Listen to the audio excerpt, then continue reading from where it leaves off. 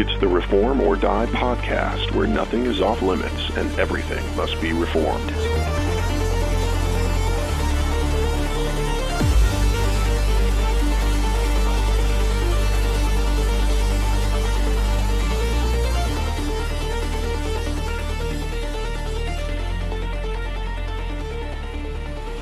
All right. One for you, one for me, one Testing, for you, testing. one for you. I love you, Kyle. That's Welcome later back. Welcome back, everybody. All right. We never really have done an intro to these. We just usually just kind of start talking, but there's the intro. The intro just happened. You're Today, welcome. We're brought to you by a steak. Yeah, right. Yeah, who's our sponsor? We need a sponsor, dude. Sports betting. We It's really good for we you. have found the easiest way to do the mics is just to just hold them up when you're going to talk. That's Close. Got it. And we have never really done introductions, but I think it'd be fun just to be like, hey, it's Kyle McCracken. You're welcome here at Kyle's apartment, which you can't see because it's just a podcast audio. We've got our regulars, Thatcher. Say hello. Hello. Jacob. Hold it closer. Hi, sorry. this is Kyle McCracken. Yo, wrong. This is Jacob.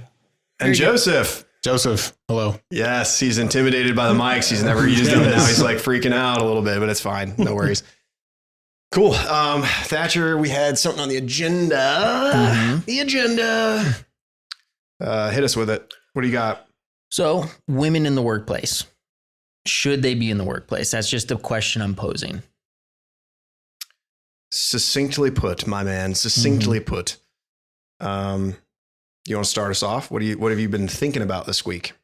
I don't think it's a blanket statement for every woman. I worked with some great women. You're just saying that. No, I have. I've had female bosses. They've been great. I've also worked with a lot of women that are not great. What do you mean by woman? That's a different Let's get Matt Walsh out here. Joseph's kind of like Matt Walsh. Yeah, He reminds me. Joseph Gives me a little Yeah. bit of Matt Walsh vibes. I like a good Matt Walsh. Minus the Catholic. Minus the Catholic. Minus the yes. minus To the the Michael Knowles of this. Yeah, which one of us is Michael Knowles? Let's not answer that question. That's funny. And also too, I think a lot of women have been lied to from a young age, coming up through high school, saying you have to get a degree, you have to go to college, you have to be successful, do the career first, and then the family and relationships can come afterwards. I think that's one of my biggest things is it's not them being in the workplace necessarily. It's the lie that they've been told that they have to be in the workplace. They have to be that boss babe. They have to be that CEO or whatever it is. And then a family comes afterwards. And I don't think that you see women being actually happy with that when they're, 30, 35, 40 years old and they don't have any kids, don't have any, relationships or anything like that. Or the relationships that they have had have been terrible. Yeah, I think to extrapolate off that, when women were starting to join the workforce, like we were discussing earlier, World War II, right after, started ramping up a lot. I think those doors opening to women, I think had everyone convinced automatically, that this is a 100% positive thing to pursue, no holds bar. And I think there's so many opportunities there that men want their daughters, families want their daughters to have access to a great career and being able to provide for themselves. But I feel like there was no godly or spiritual or biblical guardrails there to temper that. It was just kind of this no holds bar, open up the doors as wide as possible without thinking of any consequences. Yeah. I saw something, and I'll let you guys talk. I saw a video though, and it was these dads and moms and stuff like that saying, teaching my daughter how to do this so that she doesn't have to rely on a boy to do that or whatever. So and I based. get it, it's kind of based, but at the same time, I'm like, you're like, she's going to have to rely on a guy at some point for something. Their parents aren't going out doing videos with their sons and be like teaching him this so that he doesn't have to rely on a woman. I'm just like, it just kind of left a bad taste in my mouth. I'm like, it doesn't really seem right. I get it. I understand the idea of not wanting to in a world of just trying to survive or whatever, you don't want to have to rely on anybody, but that's part of life, especially as a woman relying on a man for certain things. I mean, maybe this is just me being hardline. I believe God, right? God created men and women for very specific and unique roles, right? There's plenty of things that women can do that I cannot do, no matter how far science may advance. But they're uniquely created, right? It's a blessing. It's a beautiful thing. And I don't really see a positive with having women in the workplace. Now there's some. They make money, Jacob. They make money. Yes. They go to that's one of my favorite little Michael Knowles-isms, go to the widget factory so that you can make enough money to pay another woman to raise your children. It's a broken system. That is kind of weird, right? Because they do send them to like daycare basically while they go work because it's cheaper because you can make more money to pay for someone to take care of the kids. That is kind of wild, isn't it? Rather than you being there for your own children. So in my personal experience, I'm going to open up and be all vulnerable with my wife. I'm divorced, as some of you may know. This podcast will never see the light of day. No, it's fine. So when we were married, I worked a full-time job. She worked a part-time job. Our daughter was going to a daycare, kindergarten, not really kindergarten, preschool type thing. It literally took her entire paycheck to pay for the preschool. So it's crazy. It's like, it doesn't make sense to me. I mean, sure, if you have a full-time job, maybe it makes sense. You make a little bit of extra money. Maybe it's enough to fill those gaps, week to week. But I think it is far more destructive to the household to have the woman out of the home, earning money. It's just not something that's very common nowadays. I feel like even within the church, a large amount of the women who are married and have children are working, whether it's a part-time or a full-time job. Do you think that's by choice or because they have to, basically, to make ends meet? It's hard to say. I think it can be both sometimes. I think sometimes it is like we will not survive unless we have more money coming in because we have, 5 kids. They're all in school. So the mom might as well go work, right? Earn extra money, keep the house running. But I do think a lot of it has to do with women wanting to feeling as if their calling as a mother, raising children, keeping the house is not enough.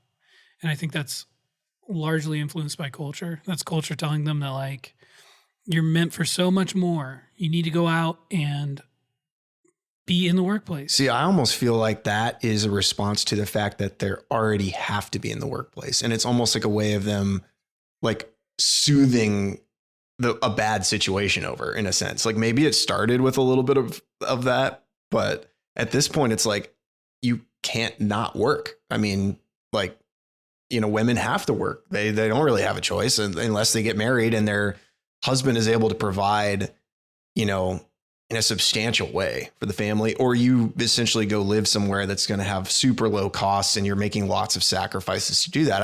I know families that have done it, but it is very difficult. And a lot of times women, they want to have a decent lifestyle too while having a family. So I was reading something the other day. It was just basically when it takes 2 people to support the family, the wife isn't, or with the children, you can't have more than 2 kids because you just don't. I mean, you could, I suppose, but how do you take care of them? Because you used to have someone who's there full time dedicated to that role, right? Is of having multiple kids.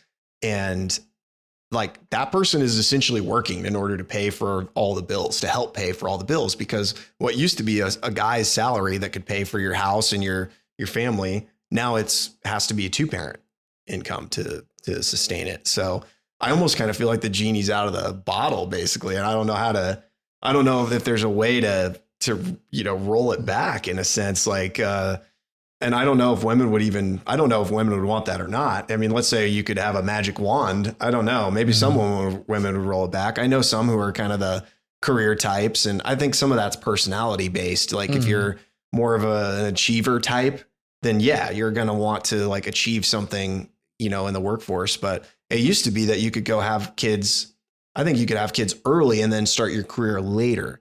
And I think people forget that on the female side. I've seen some women on Twitter this week that were just like saying, hey, you don't always have to have the career, then have a family. You know, you can have your kids young, get married young, and then start your career at later on, you know? And it's kind of hard for us to look for an example of this happening in another country and it being reversed.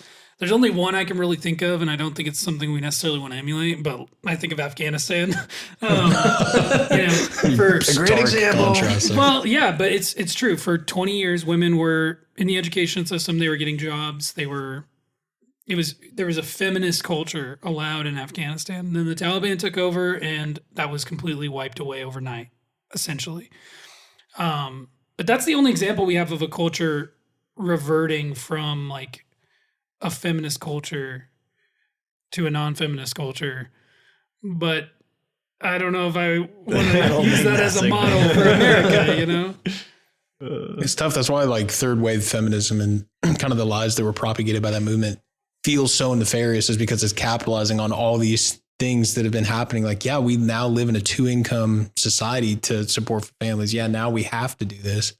So yeah, we've got a whole generation of women who have bought into what we could call a lie. And there's really no way to, like you said, put the genie back in the bottle after it's all right out there. To that point, there was a tweet that I was sent you guys this week that was basically saying like communities disappeared once women were solidly in the workforce. And I was like, I never thought about that, but like nobody's at home.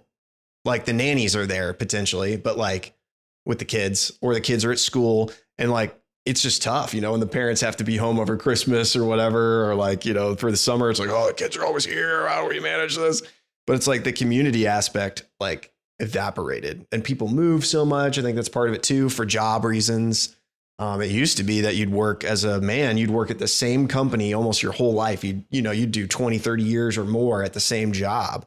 And a lot of times now that's gone too, because, you know, we're in this application process thing where it's like, oh, we'll just jump around, and that's how you bump your salaries, because someone else will pay you once you move. Your own company won't, you know, pay you more. They want to pay you as little as possible, you know? Mm-hmm. So it's kind of interesting. What were you going to say, Thatcher? No, what you were saying a little bit with communities and stuff like that being gone. There's plenty of people be like, our mom would send us out beginning of the day, and we weren't back until the sun came or went down. And then that was it. It's like, yeah, you grew around your communities and stuff like that. You trusted each other. You knew the neighbors. You knew everybody that was doing stuff. And you don't see that as much now. Also, too, I feel like, especially in the age of social media, is you have a lot of comparisons. You have a lot of keeping up with the Joneses. It's like, oh, they have that type of house. They have that type of car, apartment, whatever it is. So they think they need to have 2 incomes to keep up the lifestyle that they want. There's plenty of people. I saw a video that the other day, a mom was saying they live on like $48,000 to $50,000 a year, 1 income. They have kids at home, and you know, looked like a nice house for the most part. But it's like, you gotta be disciplined. You discipline, yeah. What are you willing to sacrifice? It might seem like a big sacrifice, but it's really not that big a deal, you know, in the grand scheme of things. You're raising a family that's going to, you know, hopefully follow the Lord. Yeah, I think I agree with what you're saying, but I do think there's some noise in the space. I think one of the driving factors of the resurgence of the like trad wife trend is social media. And because you see these women, right, on social media who are in the kitchen with their apron on, baking bread, and they got their kids running around. Yeah. And there's something nefarious about it, right? In my mind, because those accounts with, 50,000 followers, look at my day in the life of a trad wife. They're making money off of that. They're monetizing it. And I'm sure there's good intentions behind them, like wanting to live that lifestyle. But I think a lot of them, it's like almost a show. And it's almost like a veneer of what we want, right? It's like, oh, this is what we want. We need to return to this. But it's actually, the motivations are all still, they're just not good. And that's not across the board. I think there are genuinely women who want to go back to that that life, right? Of having a man in the house who provides, she stays in the home, raises the children, maintains the home.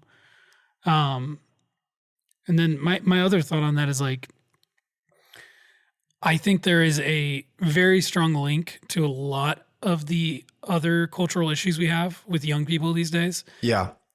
In regards to the women not being in the home to raise their children, right? Yeah. Because if you do have values, if you have Christian values, you will raise your children up in accordance with that. When you send your children off to school to be raised there, or you put them in daycare, you don't know what they're getting. And I think that's probably contributing to the rise in a lot of the stuff we see, right? There's this huge rise in the transgenderism stuff, the LGBTQ stuff, kids that are super withdrawn, going into all these perverse things, kids, school shootings. I don't think there is I think there's a pretty strong correlation there. I don't know if it's a causation, but I think there's a correlation there.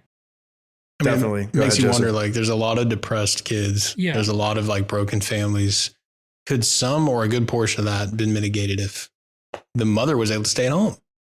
And to that point, like being raised by the iPad, essentially, like if it's a nanny, they just want you to be like docile, basically, just like, put on the favorite show or whatever. But when it's like the mom that's in the house, I feel like, they're watching, they're engaged with their kids, they're playing with their kids, they're getting a lot more human interaction, not just, raised by the technology. And I do think like technology is a big reason why a lot of, especially younger women, are struggling, like at high school age, like they're depressed as all get out because they, I think some of it's the bullying that just keeps going on and never stops because of social media. But then some of it's like the expectations you're constantly seeing somebody to compare yourself with, or you're just constantly bombarded by social stuff. You can never unplug and just be in a place where you're loved with your family, because your parents are like gone, basically, they're working, because in a sense they kind of have to, like, to provide,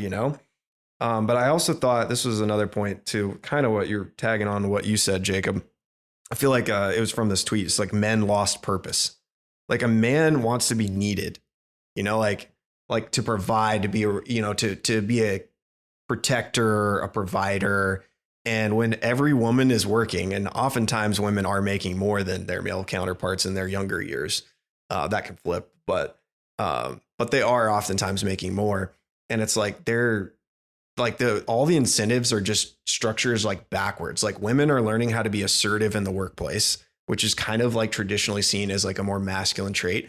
And men have to learn how to kind of like work with more people. I don't think this is necessarily bad either way, but it's like you're learning a skill set of like being more emotional, or you're like, learning how to EQ stuff, like instead of IQ stuff, but like you're just learning how to deal with people. And I think that a lot of there's good on both sides, but you're also kind of working out of that, what's not viewed as your traditional role. And I don't know how good or bad some of this stuff is, but yeah, I don't know if women are totally digging it, like that'd be, we don't have any ladies here tonight, but be curious to throw someone under the bus immediately. But yeah, so I don't know what they would say necessarily to it, but I definitely feel like it is one of those genies out of the bottle, and I don't know how you go back, or if you do, or maybe you just try to encourage it culturally. Like, is that the answer? Like, what do you guys think? I mean, Russia's tried to do it. China is going to have to figure something out soon. Birth rates globally are plummeting. I mean, China has a real similar issue. It's almost like more intense. They have a dowry system there, and you have to cough up as much as she wants you to cough up before you can marry her. Usually that means owning multiple properties, things like that. I mean, it's pretty intense over there. But globally, I think we have an issue. Russia tried to pass some laws to like ensure that no man had access to any sort of online pornography or anything like that, and was trying to like come up with ways to financially incentivize their people, men and women, to get together and have children. You can't legislate something that is God kind of ordained, in my opinion, but maybe you can though. but maybe you can. I don't know. The one thing I want to tag onto this is about men losing their purpose, though. Part of this is contributing to the population decline. With women in the workforce making their own money, as it says here in this point, divorce is an option now. It's not only an option. Sometimes it can be seen as a benefit to a woman. Especially no fault, basically. Just, yeah. Right. She can cut ties, and she can potentially take custody of the child or children if there are any, and continue making money until she finds a more suitable partner, or maybe she makes enough to where she didn't have to find another partner and she feels satisfied to some degree that way, at least on the surface. And so that element also just, what's seen as a good making income can also lead to a bad if unchecked. So just throwing that out there. Yeah. The birth rate collapse is a global issue at this point. Basically, like most developed or first world countries their birth rate is just totally falling off a cliff. And I do think a lot of that's the economic situation. I don't know if it's due to both parents having to work, or if that's like a reaction to a lot of the global debt, because there's just tons and tons of debt. Every country has debt, and it's like our money feels like it's becoming worthless. It's like, I was actually reading something this week, and this is going to sound crazy, and maybe it is, I don't know, but they were basically talking about how the poverty line was drawn. And in the past, they did it, the way they did it was somehow there was a calculation based on how much of your income went to food. And like when they did the poverty line drawing it originally, it was like 1/3 of a person's income went to food. And so it was like a multiple of 3, whatever the number was. And then they had like times 3 to like account for your free spending or so, whatever. They had some formula. Anyway, I can't relate it to you because I didn't study it in depth, but I was reading late last night while I was thinking about this podcast. And then basically now food is like 5% of the budget. And it's like, childcare, housing are huge in your budget. And it's like all this stuff like food is like, you just don't have the space for spending a lot on food. So, and it, the equation, if they did it again for like what it would be today, adjusting for using the same formula essentially with like the same multiples, but then accounting for how much food is of your budget now. And it was like a poverty line was drawn around $130,000 to $140,000 per family. And I was like, that family of 4, basically. I was like, that's actually kind of crazy. But when you think about it, you're kind of like, I don't know how much my parents, they gave, they tithed and probably did above that. And they put us through good schools, but they saved like crazy. And, my dad made pretty good money. So it's like, gosh, that may be right. I don't know. It may be like that now. It's hard to say. That does sound crazy to me. Like that number sounds way high. But on the other hand, maybe it's not. I don't know. What do you guys think? I would push back a little bit on one of the things you said about people having less kids because of income, financial problems, at least in the United States, all right, and around the world. Oftentimes you see the people that have the most kids are going to be in the lower classes, right? That's a good point. There's benefit to having a lot of children if you're on government assistance programs, because you make a lot more money the more kids you have. Look at the third world, right? Look at India and Africa and the Middle East, right? They are having a ton of kids and they're not doing too well financially for the most part, vast majority of them. I think the reason why, and this is a little off topic, I think the reason why there's such a declining birth rate here, I think it's almost, people might blame it on finances, but I think it's just a comfort issue. You think it's more cultural than economic? I don't even know about culture. I think it's just people not wanting to give up their comfort. Okay. It's people not wanting to sacrifice, because it is a sacrifice to have kids. It doesn't matter how much money you have. It is a sacrifice to have children, and it's people not willing to invest in someone else, I think that's definitely a part of it. It's definitely a part. I feel like there's a lot of factors, like economics is one, culture, what's in the culture, right? We kind of do what people around us do and we don't even think about it. We like what people around us like and we don't even think about it. So that's definitely definitely part of it. And a lot of people feel like a woman's almost sold out if she marries young and has lots of kids. So like, to your point, you know, that's like, it's like, oh, why'd you trap yourself in a marriage and have a bunch of kids? You have no free time. You can't do any fun things or whatever. It's like, that's kind of a perception. So yeah, that's definitely part of it. Thatcher, I see that. I see that contemplative look on your face. I'm just thinking, it's just, yeah, there's a lot of going back to the whole purpose thing with men. I've talked to some guys recently and stuff like that. And we do lack in the United States specifically purpose. And one of my things is, I was talking to a guy who's, you know, he wants to be in a relationship and stuff like that. And we just don't have a ton of purpose. And I've been thinking about it. I'm like, how are we supposed to lead a family if we're not driven towards something? Obviously, we want to glorify God and we want to get closer to God. But like, what are you doing? Are you just working, you know, a 9 to 5, go there, get the job done and come home? Like, that's fine. But I feel like you see a lot of successful marriages and families with men that have a purpose where they're striving towards something. And I don't think we have a lot of that. And I think part of having women in the workforce is it's like, oh, okay, we're going to be dual income. Well, I don't have to provide as much. You know, I don't have to have that job. I don't have to keep getting better at my job, getting a higher paying job or whatever. I can plateau out and we're fine together.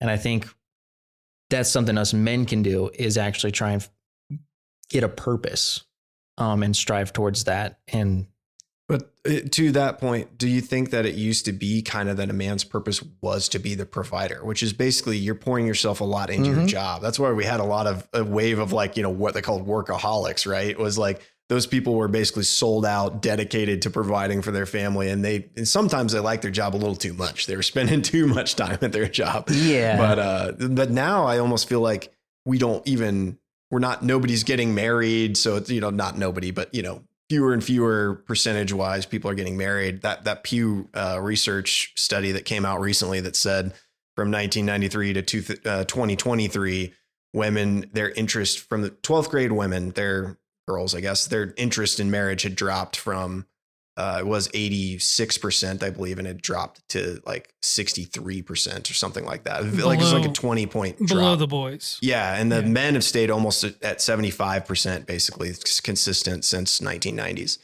So it's like women are less interested than they used to be. And I do wonder if that's the stress that they're feeling from like the digital stuff, like the world they're living in high school. I don't know.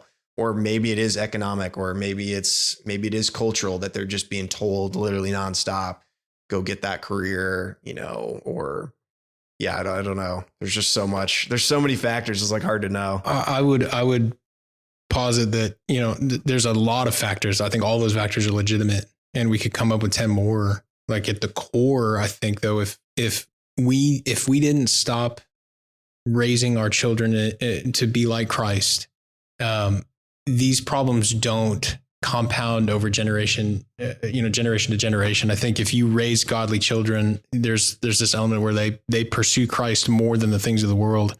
I think Proverbs 31 is classic. Like it talks about a godly woman, the ideal kind of for a godly woman. Women have worked. Even in the New Testament, it talks about Lydia. Lydia was a trader of fine linens. I think Priscilla helped tent make with her spouse. I don't know if we know if she was married or not, but there's multiple examples of individual women working to some degree. They're obviously utterly capable, but the Proverbs 31 ideal of a woman strongly leads you to, as much as possible, build your household up as the woman in the relationship, and the man is supposed to create an environment where you can do that and do it freely and do it in a way that you can honor God with your role. That's good. And I think all these complex factors are all legitimate, and you can funnel them straight down to just godlessness that we've allowed to perpetuate. I definitely, so yeah, to that point, like women and their desire for meaning as well, right? I think that with the invention of like the washing machine and like the just all these inventions in the home that basically reduce the amount of time it would take to have a good home. Like some of that almost freed women up to be like almost bored. I mean, they, like all, box brownies versus making from scratch like things got to where it was just so fast that, and I've heard this, I've read some of that where it's like, yeah, they were literally sitting around twiddling their thumbs going, okay, I want to like feel like I have something meaningful to do. I want to link an idea that you're exposing this, and you mentioned it earlier, the role that kind of social media has played in modern women. We can roll that back to soaps from the 60s and 50s and 70s. I mean, again, you're the woman, you put a load of laundry in, you pop the TV onto the radio and you start listening to your favorite soap, and, you start daydreaming a little bit, and it's innocent at first, but then some of the storylines in these soaps or these TV shows get a little raunchy maybe. And, it's just like, it creates this, it plants this seed, this little seed of sin. And the Bible talks about being watchful, and, you can make the argument that some of these women back then were watchful, and they allowed these ideas to metastasize into their daughters. Yeah. And one of the common threads in those, the soaps or those shows, going all the way up to cartoons when I was a kid, right, is that the woman was always, she was making the home in most of these shows. Sometimes she had a job, not always, but the common thread is that the man was always really dumb. I don't know if you noticed. Homer Simpson. The man is always dumb. The man is always being goofy, and the woman has to be the logical, serious, it. And I think that was an intentional message. I think that was kind of put there to perpetuate an idea, right? You got to make fun of somebody. I mean, yes. However, I'm not in the camp of absolving men in this matter. I do think ultimately the whole reason, no, I'm sorry, Kyle. The whole reason why feminism, that ideology, has been allowed to fester in this culture is because of weak men. Mm-hmm. I mean, that is our responsibility. It is our responsibility to ensure that things like that do not happen. And I reached out to a real female. No, for comment, that was not part of the training for today's podcast. Sorry, dude. Unbelievable. I kind of told her what we were going to be talking about just briefly because she asked, and she said, men suck these days. Well, it was one I of her hear that comments. theme from women. And she also said men do not court women like they used to, which is kind of undeniable. See, I to that point, I kind of feel like both sexes are almost forced into roles that are training them to have traits that are not like conducive to the other sex, right? Like women are being more aggressive because they have to be in the workforce, and men more emotional because they have to like learn how to woo a woman. And like, there's just so much that's going on. I don't know. Yeah. Like, it's not like your job isn't your only thing, you got to learn how to navigate a lot more than you used to have to just be a provider. Now you got to know everything about everything, As much as I wanted to, like, snap back on that and kind of like, have a witty reply there. Uh-huh. I do have to take accountability, right? Like, as a man, we do need to do better. And I'm not trying to be the, hate on men, women are fine. You're that guy. Women have a lot of flaws. But if I look at it, if I just take it all the way back, right?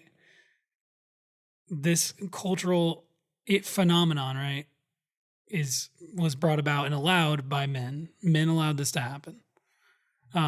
We certainly need to chart a better path forward. And part of me wonders, how can we do that, right? Like talking about the genies, out of the bottle or whatever. And it's like, it's hard to figure out how to do it. Like, I even wonder, like, public school education or just sending your kids to places that aren't being educated by the parents. I really think like that's one of those just elephant in the room problems in society, right? That's like, like imagine that tomorrow, every family had to educate their own kids. Granted, a lot of kids would probably have worse education, but part of that's due to their families not actually being solid parents to be able to do that, right? But I think we could get to that place where more and more parents are incentivized to educate their own kids. Let's say, maybe we offer like these are government solutions kind of, but to some degree, like, you know, none of us can like sit here and be like, well, if I could just redraw society, I'd do it this way. You know, it's like we have to advocate for policies in order to help fix the situation we're in. Cause I see it mostly as structural. Like, I don't see it as like, and men are responsible to try to, you know, ultimately, I think for you as a man in a family, you're responsible for that family before God. Right. And to some degree that applies outward to broader society. Like we need to find solutions to these things, but what are those tangible things? Like, I don't necessarily think it'd be good to say women can only work 20 hours a week. You know, like, I don't know if that's really like the best a winning policy proposal, you know, but something to do with education could be really good. Like uniting families. I think, how can we do that where we bring families back together? That's to me maybe a winning proposal. What do you guys think? Thatcher, go for it. No, be my. All right, he's passing to Joseph. I'll be quick then. I'll use my dad's church as kind of an easy example, I guess. I was homeschooled all 18 years, and let's go. Looking back, that was a blessing. That had its drawbacks, but you know, overall that was a blessing. And the town that my dad preaches in, it's a smaller town, but it's not, you know, it's not like Amish backcountry. There's a lot more homeschooling families, even non-believing, non-Christian homeschooling families that have made that switch. Homeschooling is becoming more popular. Our church, or my dad's church, their building is big enough it can facilitate, I believe it's Tuesdays and Thursdays, those families will get together. The moms that are able to, they'll bring all their kids, all these family kids. I think there's like 120 kids in this small little church. And they do classes. So some of the moms teach different subjects to all these kids, and they get together the whole day. And it's called, you know, like a homeschool co-op. Yeah. With this problem being multi-generational, I think the solution is probably going to be multi-generational, but that's one way that, you know, believers in the church can get involved to helping fix some of this stuff, maybe. It's good. No, I think you see a lot of people switching. Were you going to go ahead? Oh, no. Go ahead. Be my guest. Okay. Yeah, the multi-generational problem and the multi-generational solution is something that I touched on with Kyle the other day, a couple Sundays ago. Oh, really? We were standing in the hallway. I remember it well, apparently. you were saying something about how are we going to fix this? How does this get resolved? Ultimately, I would say it does require us to take back our children, right? To raise up children, get married, have kids, raise up children biblically, right? It's going to require some institutional change, but at the end of the day, institutional change only goes so far. Oh, you were saying society needs to crumble so we can rebuild. No, That's not that. No, To build up from rubble, first there has to be rubble. Now I remember. My example was the 40 years in the wilderness, right? And a it was wonderful kind of example. blunt. It was kind of blunt. It's just like an observation that in order for this trend to go away completely, we have to be on our A game, raise our children. And I wrote, the current state of feminist culture may require the passing of the current generation of marriageable women before we see broad change. Like, honestly, we're not really going to see a change in culture broadly until those people are moved on, right? It's kind of like we see all these issues with the boomers, right? And the boomers are still plaguing society. We're not going to see that change until the boomers are gone. So I think we might see something similar with this feminist ideology. And it's only going to change if we do our work, so that when our kids are old, they have a correct view, a biblical view of things. And they don't just fall back into the same rut and the same pattern that the previous generation and the generation before that were in, if that makes sense.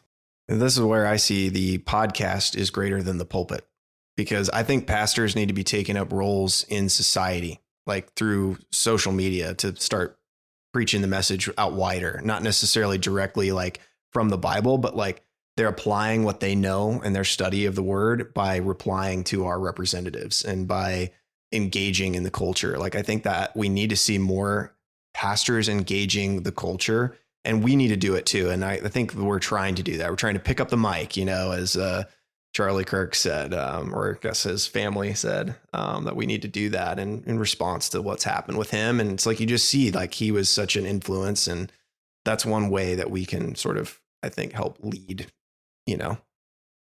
Thatcher, you had a thought earlier, it looked like, but I don't put you on the spot. Going to the 40 years in the wilderness thing, like what did we talk about earlier about globally birth rates are down, right? I think the problem with that argument that it's kind of taking care of itself. The people that or the benefit of the argument. Yeah, exactly. Yeah.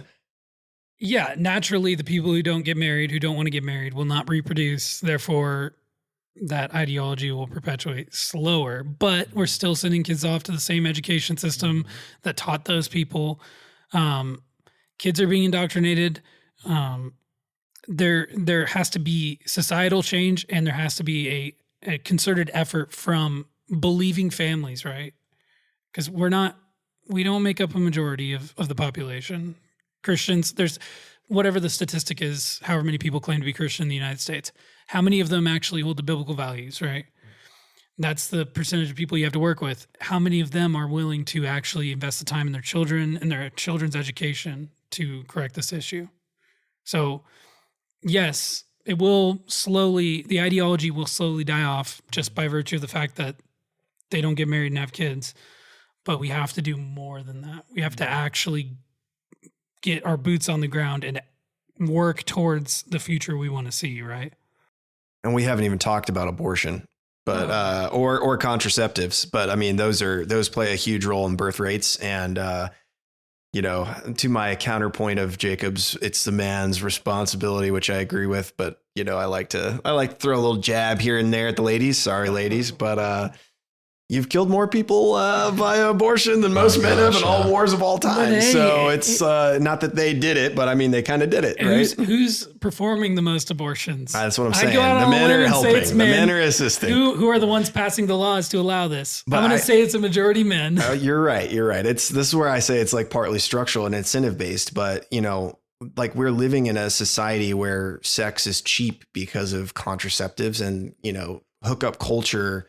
Like a woman can go have consequence-free, rendezvous with people, like just whatever she wants, she can go do that. And it's not even talking about like the pill's effect on who you actually are, attracted to potentially. Like I've heard that can have effects on who you might even be attracted to. It kind of flattens out your hormone cycle as a woman and doesn't really let you live normally or naturally in a lot of ways. So I don't know. I at least from what I have heard, there are downsides for living that way. And, call me conspiracy theorist here, but, being on the pill for a lot of years before you get married as a woman, it's like that. It's basically training your body to not be able to have children. And then you have to like do IVF to have kids, later on. It's like, boy, that's a financial win for some crony capitalist out there, that would love to make a lot of money on basic drives. If I were a conspiracy theorist, I would start thinking like that. But I'm not going to confirm or deny. Get rid of them. Yeah. Well, I do wonder, like, sometimes I wonder if it's going to take something serious, right? Like this is a sort of a topic for another time, but it's like, we see cracks in the use of the Constitution, even like, or like, man, it just feels like we're not, we needed representatives back in a day when people needed representatives to go somewhere to vote on things. And technically we don't really need like the people could vote direct on a lot of things. I'm not saying that we should. I don't know that that's right, but like you see how technology has changed so much. And this was one last point I wanted to throw in. That's just something that throws a wrench in it all. I believe every generation is growing up as the first generation, which is kind of a bold statement. And what I mean by that is the boomers have no idea what it was like to be a millennial. Like we grew up with technology, to a certain degree, and we don't know what it's like to be a Zoomer.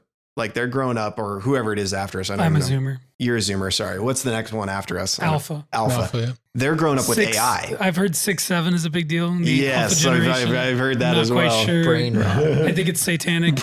But I guess what I'm saying is our experience is so unique because of the hockey stick of technology just going up and up and up that they're essentially growing up without parents who've lived the life that they were living growing up. Like we as millennials and Zoomers, like our parents had none of this type of experience. But, I remember my parents didn't even like Halo 1, because it had blood, it was like video games were just like this horrible thing, and I don't know, maybe what people's take on video games is, but, I don't think it's the worst thing of all time. Them. But, like rock and roll music was seen as the devil's music for like, our parents or grandparents' generations, so there's just been so much change. We've gone from horse and buggy to the moon, depending on whether you think we went there. Some people don't, but, horse and buggy to the moon, essentially. Sorry, Jacob. Shots fired. I see compelling evidences for both sides. Don't deny it. Don't deny it. But anyway, yeah, I just think that and I do think the mental state of people is so easily manipulated. And I think propaganda works on a certain percentage of the population. It just does. Like they've done studies and been like, yep, a certain percentage of the population is just going to believe whatever they're told. And then that snowballs for the rest of the population in a lot of times. So I don't know what's down the road. It's kind of bigger than the women in the workforce topic. Sorry. I'm snowballing it a little bit, but it's hard to, it has all of this is connected, and it's like, there's so many variables. It's like, how do you fix any of it? That's where I kind of wonder, like, what our solid policy proposals could be, like if you had to pick one thing you could magic wand on this topic. Like for me, it might even be just like homeschooling and getting rid of public schools, like entirely. I almost feel like maybe community schools would be okay to some degree, like, where the parents combine to help, like they're actually teaching the kids themselves, like, I don't know. Like, I think religious education can be good. Like there's a lot of good religious schools, What would you guys say? I think 2020, we saw a shift when the lockdowns happened and kids had to stay home and everything like that. And parents were able to see what their kids were being taught. Yeah. And a lot of times people, parents, go to school, learn everything, stuff like that, get good grades, but they don't really care. And then they actually see what's happening and it's right in front of them. And it's like, what are you going to do? Ignore it? You see your kid going towards a cliff and you're like, no, I'm going to stop that. And so I think that's one of the reasons we saw a big shift into homeschooling, because, growing up homeschooling, like that was not the norm. And it was mainly Christian families that was homeschooling. It was rare that you would see a non-Christian homeschooling and stuff like that. That also helps. Yeah. I was private Christian school. Were you public school guy, Jacob? I was homeschooled. Homeschool. Wow, we got 3 homeschoolers here. I have a different perspective of homeschooling. Oh, interesting. There's different. You just want to fight me today, don't you? No, you just want to fight, I do. bro. So I grew up homeschooled, Christian family. Hi, I'm Jacob. I'm such and such age, and I grew up homeschooled. I think homeschooling is the better method, right? I think there's a Between ton what and of what? benefits, homeschooling or private Christian school versus public school. I think the homeschool, private Christian school route is better. That being said, there are potential drawbacks to homeschooling. Because it is dependent on the parents, and If your parents are weird, you're going to turn out weird. Well, I'll admit, I've told Thatcher. my parents this. Cough. They know this is a thing. Just kidding. I did not get a good homeschool education. Honestly, I felt like I didn't learn anything. I spent most of my day just kind of like not learning. And that led to a lot of problems in my life, my early childhood. So homeschooling is a good idea. Pros and cons. Broadly, though, if public school is gone, Department of Education gone, and you just leave it up to every parent individually to homeschool their children, you could see a lot of problems. And that is why I do think community-based schooling, right? Religious schools should be the norm, I think. Religious and then schools, yeah. private, or I'm sorry, homeschool. And you get tax credits back for, sending your kids to whatever private. But the problem school. with that is we don't live in a culture that would broadly accept religious schooling if it's their only option. That gets back to we need a heavy hand here eventually to fix some of our problems, because we're not able to fix them through the the democratic process, it feels like, which I'm not saying heavy hand, like we got to, force it, but like, I don't know how you do it. Right. Like, cause we need increment, like democracy is built to be like our constitutional republic is built to be incremental, right? It's very hard to make a sweeping change. You need a crisis like a World War II, or you need something in order, like COVID, everybody went into crisis mode and then we locked everyone down. And all of these shooters that have come out in the last couple of years were basically kids who were in lockdown, which is kind of a weird thing to think about. But, we need to take advantage of a good crisis, like a good Democrat would, to like help roll back some of these and make a bigger change on some of these things. I feel like I don't know how else you're going to get the politicians to agree on something the people actually want, which, just doesn't seem like our politicians are serving us really. I think that's what you have to do, though. It's got to be a cultural change first before they're going to change policies. I mean, because they're representing us, the representatives and everything like that. So why would they choose to change something if the culture around them is not going to change? That's where I think we do need to be not pressuring in a bad way, but like, I think we need churches engaged in cultural work like this. Like, we're actually engaging in the public square. Like, I kind of feel like the public square didn't really exist until Elon bought Twitter or X. And now we've actually got a somewhat level playing ground. Like Parler was a good alternative to a lot of these super highly regulated, social media platforms, but then they got torched basically, they got torched to the ground. Jacob's laughing at me. Conservatives can't make anything good for some reason. No, we can. We're just not allowed to. We can't. No, I don't think we can. I'm convinced. Every time I've seen like either a conservative or a Christian alternative for something that comes up, if it involves tech, it's always bad. I'm waiting for Trump phone. We're delayed on that. It's Trump phone. Let's go. It's because a lot of people go off of that. Oh, it's Christian. Oh, it's conservative. And it's not really that. It's just they're using that as a way to platform it because they know people are going to be you all on ye board of about little it. Faith. If only it were a fair playing field. I mean, there's the rumbles of the world out there, people. They're not great, but they're getting there. Okay. There's dating apps out there. Say it's a Christian dating app. It's like, are you a man? Yes. Do you want to date a man or a woman? We could get into dating apps, but it's probably a topic for another time. Yeah, I know. Sorry. I was wanting to say this though. A lot of this stuff trickles down from men not being men, I feel like. Jacob's nodding fiercely and looking my direction right Nodding now. in agreement. If we are going to change the culture, we need to be able to change the family or the church as men in the church. And if we're going to change the church, we have to be able to change the family. And if we're going to change the family, we have to change ourselves as men. A lot of that you were talking about, they mentioned the dishwasher, washing machine and stuff like that. And it can make a woman bored or whatever and stuff like that.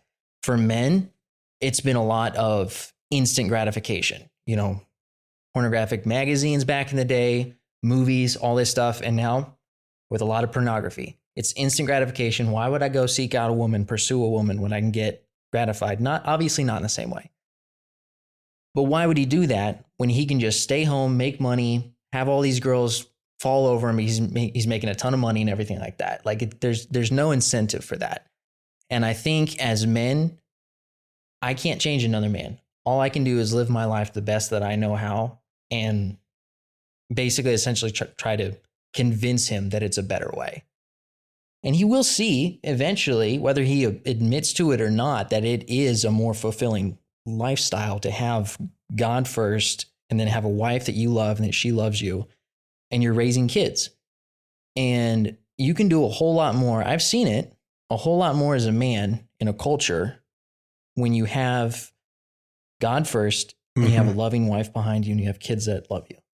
And I think that's where we're going to change a lot of stuff, is us men being men.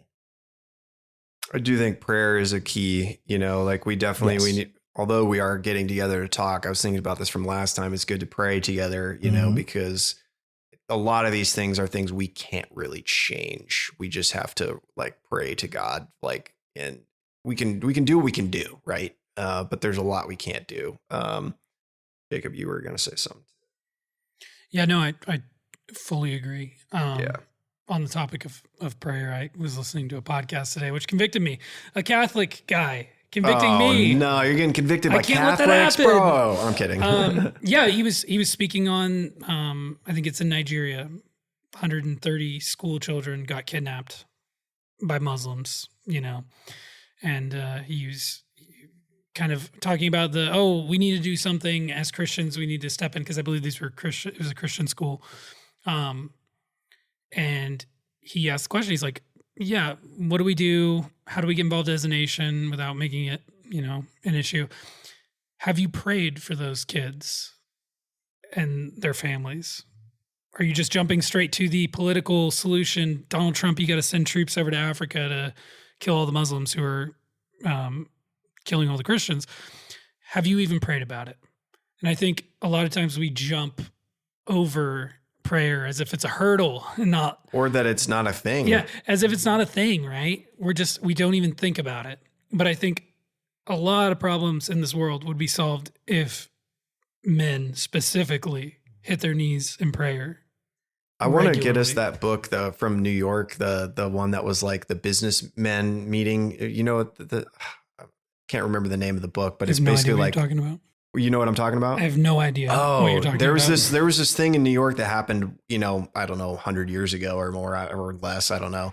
But basically a guy just started showing up at I don't know if it was his office or like at a church before work, and just started praying and inviting coworkers to come with him. And like it just became like this big businessman's prayer meeting, and it swept New York. Like it just took off like a wildfire, and prayers were answered in crazy ways. I'll have to look up the book name and send it to you guys, because it's stuff like that. And like maybe that's something we should do, is just think about meeting up at the church. I think our church is usually open a lot.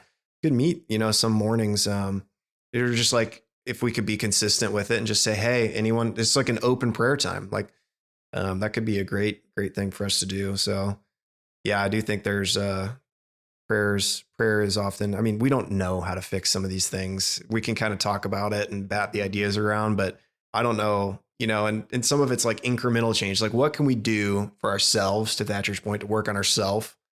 But then what can we do in our church? What can we do in society? And like, I think our podcast is, we're hoping that we can kind of like at least help people talk and think through some of these things a little bit, not that we're geniuses, but we're at least battling the same battles that others are. And they can find whatever use they can out of these conversations. So I think if you combine 4 average minds together, occasionally you'll get a genius thought. brilliant. All the smoke coming out of our ears. But yeah, I agree with all of that. I think it's important that we pray. I think it's important that we get together and we kind of spread this. We don't know how this will be corrected. We don't know how this will get better, but we know what will make it better in the end. And that's like one of those things that we can go back to as followers of Christ, right? We can always go back to the fact that Christ alone is the answer. He is the answer to this problem. We don't know how he's going to help us through this. And we don't know a timeline really, but we know that is the only way. It is the only way. Maybe there's something that could happen secular culture wise that could make things trend in a better direction. But ultimately, the only thing that's going to fix the sin problem in this country, which is what a lot of these things are stemming from, is Christ. It's good. Joseph's nodding. He's agreeing. We are the church is a holy nation set apart by God. We are not called to blend in with this culture. And you're totally right. We know what we're called to do. God calls every person, man and woman, to honor him and to follow and pursue him fully. And that's how we set ourselves apart. And yeah, we don't know how long it'll take, how God will do it, but gosh, we know what we need. I think that it might have been in Chicago, not New York, Ooh. in the prayer meetings. So maybe Chicago is better than New York. I went Both to New York cities for need quite it a right while. now. Before you start up again. It was one of those where there was some major author that came out from that, wasn't there? I think so, and I can't look it up. It might have been called Chicago Fellowship. Maybe I was just Googling and trying to see if I could find it. I don't the know. Pope's from Chicago. Oh, And all of a sudden, the Bears are good this year. whoa! They're not. They're not. Were you gonna read something to us there, Thatcher? You're grabbing a book. It looks like a Bible. Well, it is We'll allow The it. good book. We'll allow it.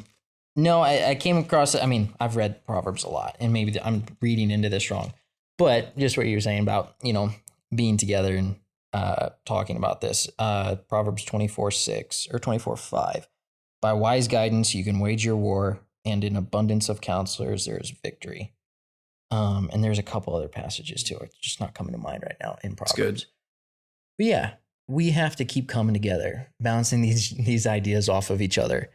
Because there's been plenty of times where I go out to do something by myself and I'll start something and I don't finish it. I don't do anything like that. And it's because I'm not seeking help. I'm not bouncing stuff off people. You can do things by yourself sometimes, but when you're trying to change a culture, it's a good thing to have brothers in Christ around you. Yeah. No lone wolf Yeah. in the Why are you culture looking war. at me? I'm like the least likely to be the lone No, wolf of this group. That's just where my eyes landed. I meant nothing by it. All right, closing thoughts on women in the workforce. Good, bad, half good, half bad, 75% good, 25% bad. What's our solution? Do we just think women just need to get married and then their men need to provide for them? Is that the gold standard, or is it actually great the way it is? We're doing round robin. I'll start real quick. 75% bad because it was done in a godless manner. And to unravel it, we need to live godly lives with the roles for man and woman set by God in scripture that we can clearly read and see. And we need to model that. And we pray to God that it fixes it over another multiple generations. That's my vote. There you go. I think it's 100% bad. that Women are in the workforce. Okay. Good can come out of bad things, right? God can redeem things, obviously, but I think in principle it's not good. However, I agree with Joseph that God will fix this. That's the only way that it's going to be fixed. And as servants of God, we need to work. We need to work. We started this. We need to end it. Is it bad like sinful bad, or is it bad like men failed bad? And that's why we're here. I think, I don't know if I would say it's sinful. I just think it is I think it's a perversion of God's original design. Okay. Right. Just like I would in the say Bible, that's sin. it's perverted. It's perverted by sin, but like, me, if I have cancer, it's not a sin that I have cancer. It's there because of sin, but I'm not sinning by having cancer. You know what I mean? It's a product of sin. It is a cultural cancer. It's a product of sin, in my opinion. Okay. I can see what you're saying. Yeah. I would say 78 to 80, maybe about 75%. 78.5%. Yeah, 78, 6-7%. Yeah. Getting a real number on this. Let's do 70 something. We'll do percent bad. 70% bad, 30% good, because I know there are women out there that have jobs that are doing careers that are good. Not every woman is called to be a mother. Not every woman is called to be a stay-at-home mom. There's plenty of women that are out there that are in the mission fields, in the workforce doing things. So there are great women out there. You could argue that we wouldn't be on the moon without some of the women, if that's what you news. believe. Yeah. That was Hollywood. That was a Hollywood narrative. That was could have fake been. news. But I don't think it's a sin it's a product of things, that have happened to it. Yeah. I think it's more of a net negative than a positive. And I feel bad because I feel like a majority of the women have been lied to and the men haven't taken the responsibility to actually lovingly tell them.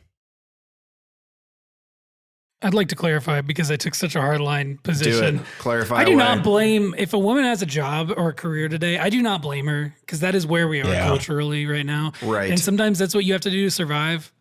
However, I would recommend to her that she pursue a different path in life, because there's a lot better in store for a woman. To that point, though, I mean, if a woman's making a good amount of money, sometimes women say they want to find men that are making like a lot more money than they are. And that's partly what, again, I don't know if that's all Christians necessarily, but that's, a straw poll of the broader culture is that women want to be provided for to some degree, but they don't see that as like a man who's that their peer is just not attractive sometimes to them because he's not making, X amount more. And then it would be like, oh, okay, then I would feel okay to quit my job because this guy's basically making that plus whatever much more, that to them, that's like more interesting or more attractive in a way. I'm not saying it's all transactional, but like, there is some level of like, hey, women want something, not just like, oh, he's just the greatest personality of all time. I think that helps for sure. But like, there's definitely like, okay, same with guys, there's a bit of an exchange on both sides that's happening. It's not like it's what were you going to say to that? Well, I was just going to say, if there's a message to women there, it's like, have you consulted God regarding your desires for your life, for your career, if you want a family, for your family? Have you prayed to God to give you direction on like what you should be even desiring? Your desires can betray you, I mean, do you want to marry a man who has more money? Is that the right path? Is that the path that God wants you to have? Just because you want it doesn't mean that's the godly path. Right. Consult God. Right. That's always hard to get into the motivations and things like, who knows?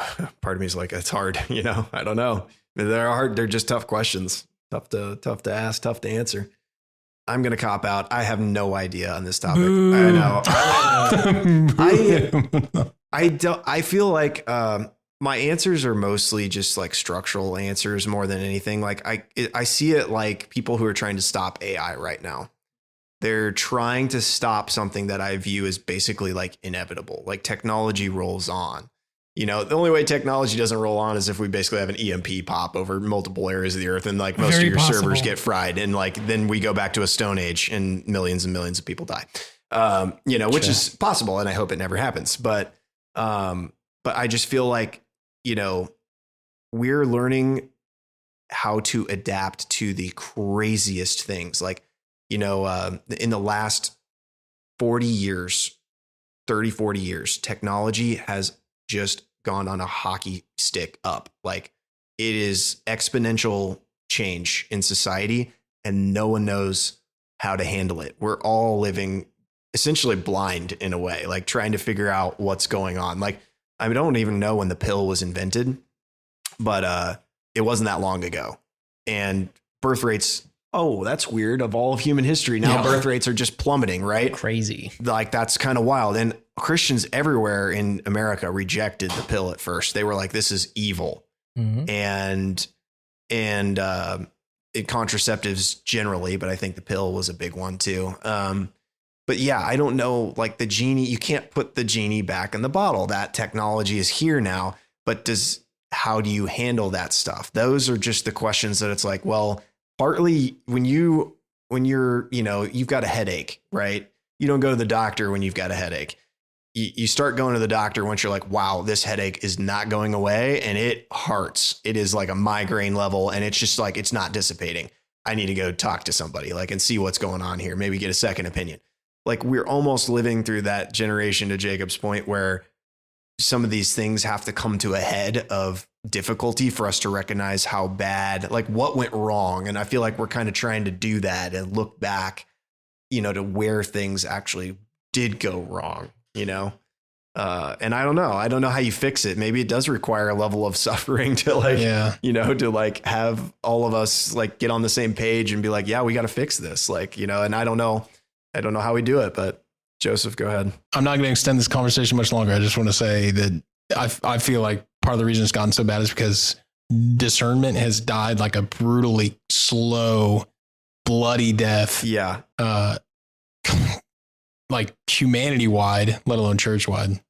Yeah, we have no discernment. We just let things in the door into our daily lives, thinking it's just a net positive. Let it in, and it slowly erodes you. There's definitely movements of families trying to get iPads out of their kids' hands, you know, like, or whatever technology, like don't put them in front of a phone all day long. Like that kind of stuff is like stuff we can do and our families can do, God willing, stuff like that. So yeah, I think that sometimes it's like the cycle of the judges in the Bible. Things have to get really good and then you get complacent and then things get kind of crappy. And, then you got to repent and start turning back to the Lord and trying to seek solutions. And we don't really do that until it starts to hurt a little bit. And hopefully we're feeling it a little bit already as a culture and we're trying to make some changes. So just keep pushing for positive changes in your church and encourage your pastors, I would say, to, encourage our pastors to keep speaking out on these issues. I think that's maybe good. And us too, encourage encourage each other to good works. Yes, exactly. So cool. I think unless anyone has final thoughts, maybe we wrap there. Jacob? I have no thoughts. Gonna make a wisecrack. Cool. All right. Well, thanks all and bye. Are we turning things off again? Yeah, I know.